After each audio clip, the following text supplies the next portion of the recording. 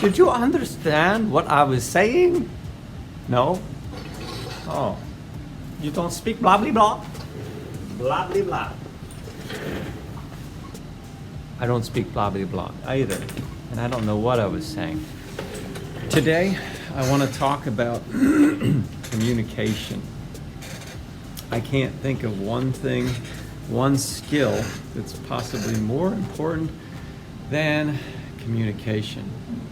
We take it for granted that we speak the same language with most of us around us, that we understand the symbols, the music, the culture, the imagery, the history, the religion, and on the list could go of things that either line up, giving us a chance for communication to happen, or disconnect and communication missing.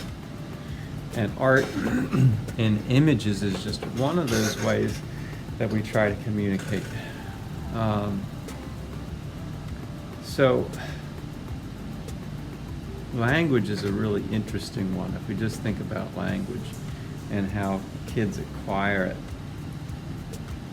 Interesting question is, how did the first person ever get language? Did they have to invent it, or was it automatically given to them, like in Adam and Eve, where we don't have, I don't know. Now, our children, my children, are in the process of learning language, and so they make connections to things. If I were to tell my kids that this is a nini, every time I looked at it, they would call it a nini. And then they would go talk to their neighbors, and the neighbors would call this a pencil. And my kids would be really at a disadvantage and really confused. And so we connect sounds, and, the same sound to an item. And so kids learn words like mama, and they know that's mommy, and dada, and potty, and milk, and cracker, and other important words in their life. And so they begin to slowly communicate through ways beyond crying and emotional connections. It's hard when kids are little. You just have to say, well, they're crying. Do you need this, or this, right? And it takes a long time to get down to business of what they need. And so I know I'm taking the long-winded approach to talk about how important it is that we communicate as clearly as we can with other people, that we think about what the other person knows and does not know. Have you ever had those conversations where someone starts in mid-sentence? Like they're thinking about this and they don't tell you, in Waynesboro, that store that sells sporting goods. Instead they say that's sporting goods. They might even say, I want to get the basketball at that store. And you're like, what are you talking about? So thinking about what other people understand and don't understand, and trying to get on the same page. It's so difficult these days to get on the same page, as we've said. We pretty much take it for granted that certain images, certain shapes communicate different things. So a curvy line communicates like organic and natural and comfortable and soothing, and like jagged and rough might be strong or dangerous. Like, let me show you these. So what is communicated with this little image that says Barlow Girls?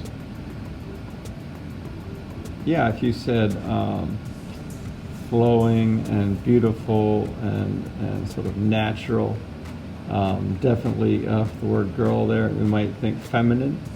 What's communicated with this image of Metallica? if you're thinking strength, power, metal, maybe some danger thrown in there. That's what Metallica wants to communicate about their image, their sound. So all that's the big picture. Let's get down to the basics of what we're going to do, and that's a design grid. This design grid is one way to think about how we communicate meaning through shapes and sometimes colors and whatever else you're using in this. You have two downloads that you can choose for your design grid. There's one that kind of looks like this, and then there's one that looks like this. This one is designed for printmaking. You can see the black and white areas in big, bold shapes so that we could carve out little materials. It looks a little different than this. So choose either or do a combination of those ideas. You're not doing both worksheets, just pick one. The idea of the design grid is draw anything you can think of that's kind of design or symbol-like here that might make a nice design. So I don't want you to do this. I'm just doing this to keep it really simple so that you can see the concept. Let's say you chose a heart there for this one, and let's say that over here you drew a lightning bolt. Okay, so now we have a lightning bolt and a heart here, and so in this row and in this row you're going to do all new designs. They're your starting point designs. All the ones in here and in this area are ones that are birthed from Mama and Papa. So if this is number 2 and this is B, this is B2.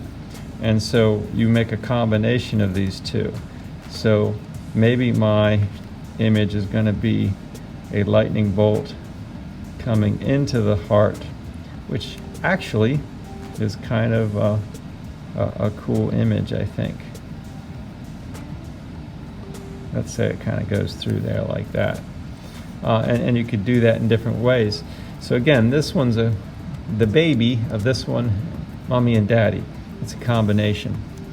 So let's say that down here in, it's a C, there was another, let's say that the symbol was just a big thing like this, a curly Q thing. Okay, that's rather rough looking, but let's bring, and then this one is C plus 2. So this is C and this is 2, and this has to in some way use the heart and this. Now it doesn't have to be as straightforward as that, and probably shouldn't be. Think, well, how would those two look good together? Some kind of new combination. So maybe I make that part of the S real big, and I make this like curly Q, and I've really changed that from that. But then I can kind of tuck the heart down inside here, and you've got something related to but different from the first image. Again, the concept is you make all new designs up here, all new designs on the side, and then these middle ones are combinations of them. For today, I just want you to do right down through here and down through here. Don't worry about this bottom one or this right column. That will be next week. And so you get some of these designs, and next week we'll finish this out and we'll add color to our favorites.